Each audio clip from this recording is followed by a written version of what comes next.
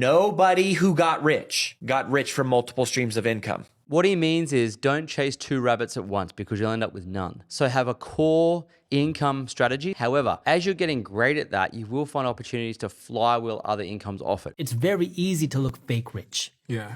Because everybody will give you a line of credit. The problem people face is they think that social status is rich. And what they fail to realize is that time makes you rich. What's something really important that you should have been taught in school, but you weren't? That compound interest is the eighth wonder of the world. Yes, compound interest is the eighth wonder of the world, but the ninth wonder of the world is leverage. I'm Lloyd James Ross, seven-figure investor and entrepreneur, and I've helped thousands of business owners and professionals turn financial stress into success. If you're stuck in old money habits, overwhelmed by investing, or unsure where to start, this is for you. I'll give you the mindset and strategies to take control, grow your wealth, and achieve financial freedom. It's time to make your money work for you.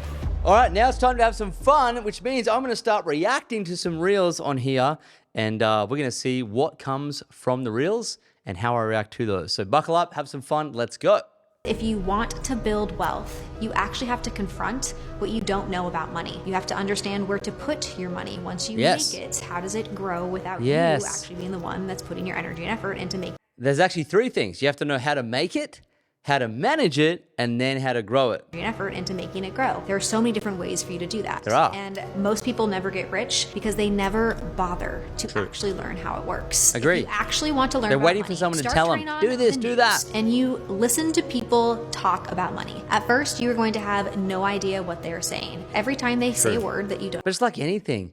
Learn about it. You know, it's like people that become good at fishing. How do you learn about fishing? You go and learn about it. You study it. What lures, what baits, what areas, what rods, what equipment. It's just time and energy and attention. Most people aren't doing that with money. So she's absolutely correct. Next. Here we go. What's something really important that you should have been taught in school, but you weren't? That compound interest is the eighth wonder of the world. Let's say you invest $500 a month starting at age 25 into an S&P 500 index fund. By the time you turn 60, you'll have over $800,000. Yes, compound interest is the eighth wonder of the world. I think it was Albert Einstein that said that. But the ninth wonder of the world is leverage. And so the whole idea is to get lots of leverage to make lots of money and then utilize that money and put it into compounding assets like businesses, which is what she's talking about here with this particular index fund. But it could be in real estate, could be in shares, individual stocks, could be in businesses, and it could also be in index funds, which is a group or a basket of stocks. So compound interest is the eighth wonder of the world. However, you don't want to interrupt it unnecessarily. And that's what a lot of people do when they sell their assets. They interrupt the compounding effect. Nobody who got rich from multiple streams of income. The way you get rich is through doing one thing really, really well. Then once you break through the wall, you diversify and you put your money to work for you where your money creates money. Yes. What he means is don't chase two rabbits at once because you'll end up with none. So have a core income strategy. So one core business that produces income. However, as you're getting great at that, you will find opportunities to flywheel other incomes off it. As long as it doesn't interrupt the main one and you can add on top of it, it makes sense. How you do that is through partnerships. How you do that is through systems. It's leveraging other things to make sure it doesn't take your time. Because what he's saying here is if you're chasing two things and trying to build two things at once, you're going to lose all your time and you're not going to do anything well. But then, of course, when you make money in one of them, put your money to work while you're sleeping so it produces more money without you, for sure. I agree with that. Steven, here we go. Do you know how many income sources you have? That's an interesting one. Well, let's see. We have Feastables. We have a company where we dub channels, which runs our Mr. Beast Espanol. We have Mr. Beast Gaming, Beast Reacts, merch. Honestly, I'd have to open my bank account, look through it. We built this app. We had people put their finger on the app. I'd reinvest everything. Literally, all I want to do is make the best food as possible. Yeah. That's why I live in the studio right over there. I'm not worried about paying for a mansion. I don't drive a Lamborghini. I purposely have a really dumbed down lifestyle. You know, most people can't reinvest in a business because when they get to this level, they're worried about their $10 million mansion. They're 4 or 5 cars and insurance and keeping up with that. How do you compete with a guy like Mr. Beast who just doesn't care about any of that stuff? He's putting everything back in his business because he loves to do it. And he's, by all accounts, got a brand now and skill set now that even if he lost it all, he could get it back.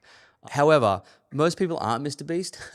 So if you have a core income that's working really well, it does make sense to diversify, not to buy a mansion or a Lambo, but it does make some sense to build some up and have assets producing for you, because sometimes you don't know what's going to happen to your business. And I have seen wealthy people lose their business and have nothing. And it's just a harder place to start from. So it doesn't mean you shouldn't be using your time to do great things. I think you should. But reinvesting some of it or having some of it in alternative assets will prevent you from actually having to start from zero or behind. You want to be rich? Don't be an employee. Okay. You want to be rich? Be an entrepreneur. Okay. What's a choice? Employees have to save money, get out of debt, buy a house, and invest in the stock market. I don't touch any of that stuff. I'm not saying you shouldn't, but I don't have to. I'm an entrepreneur. I buy the gold mine. So I don't invest in stocks, but I buy the gold mine. I get the gold. The gold. That makes more sense. If you buy a gold mine, you get gold. So Warren Buffett has also bought gold companies that mine gold, because they're actually, that's a business. So that makes sense. But Robert Kiyosaki is just obsessed with gold. When you're buying gold, you're not buying a gold mine, you're buying the actual gold. It means you're buying the egg from the golden goose, not the goose. Whereas if you want to get wealthy, build and buy businesses that produce unlimited eggs, unlimited gold eggs. Whereas buying the egg itself, it's not going to produce more eggs. It's not going to grow in value. It's just the same egg. So I would say that he's right. As an employee, you can't build a lot of wealth because your income is attached to your time.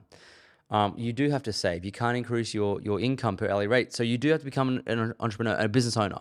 But then take your money and buy businesses, pieces of businesses. Be careful of just buying gold. But if you do want to know how to become wealthy on a 9 to 5, go watch the episode on my YouTube channel where I talk about that exact thing. Just quickly, if you're ready to take control of your finances but feel stuck on where to start, I have a solution. My book, Money Buys Happiness, simplifies investing and wealth building with practical steps to help you achieve financial peace.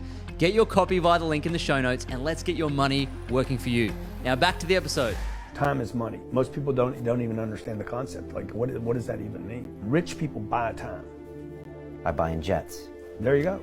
That's one way. I know a lot of rich people that say don't buy a jet. They're not real rich. But that $60 million jet will go to zero, you said.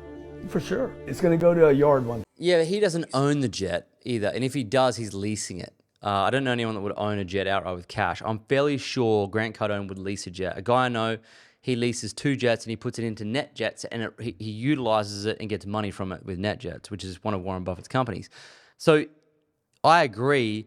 You definitely want to buy back your time, and time is more valuable than money. And when you learn that concept, you learn to scale your money beyond your time. So I agree with Grant Cardone what he says here, that time is more valuable than money. But yeah, his jet's going to end up in the scrapyard, but he doesn't own it. He leases it for sure. Like, only an idiot would buy a depreciating asset like that. It's very easy to look fake rich. Yeah.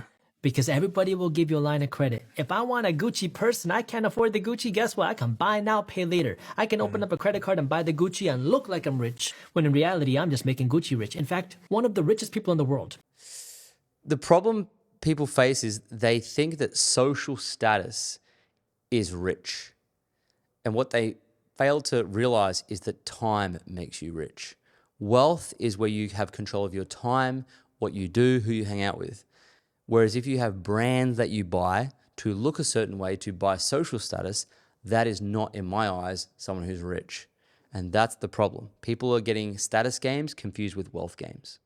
How the fuck are you supposed to survive on $30 an hour? I just got paid and I didn't even get a grand for the week of work that I just did. My name's Huddy, I'm 20 years old and I currently live out of home, so I'm paying my own rent, bills, food, fuel, and after paying all my expenses, I'm pretty much left with maybe $100 to $150 per week. Basically living paycheck to paycheck because the cost of living in Australia is completely cooked. My point is, how the fuck am I supposed to save for a house when you got houses like this going for $1 million? Let's just say I cut back on... Well, a couple things. First, you don't want to go and buy $1 million house. You can probably buy a house or a place that's like 380 grand. Still, you can. They're still available.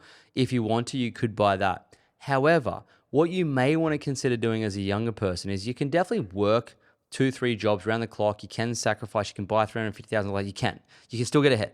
However, what I did and what I'd encourage younger people to do if they have the desire to or the ability is move overseas for a while and go to a lower cost base and rent your rooms out with your friends and work around the clock, and also be in a position where perhaps you're not paying as much tax because you're a non-tax resident, and start to develop skills while you're doing that will allow you to build money online as well. So it's called geo-arbitrage, and it's where you can actually leave the country to go and make money elsewhere on a lower cost basis, because without a doubt, Australia now is a very expensive place to live. So that's an opportunity to leave and go make money and come back. So I hope you've enjoyed the reactions. If you have any reels you want me to react to, send them in. I'll react to them. And of course, it's always a lot of fun to do that. And if you have enjoyed this, go check out all the other episodes on our YouTube channel. Leave us a comment and I'll see you in the next episode. Never miss an episode. And if you're serious about building wealth, make sure to check out the links in the show notes and follow me on all social media platforms at Lloyd James Ross for more. See you in the next episode.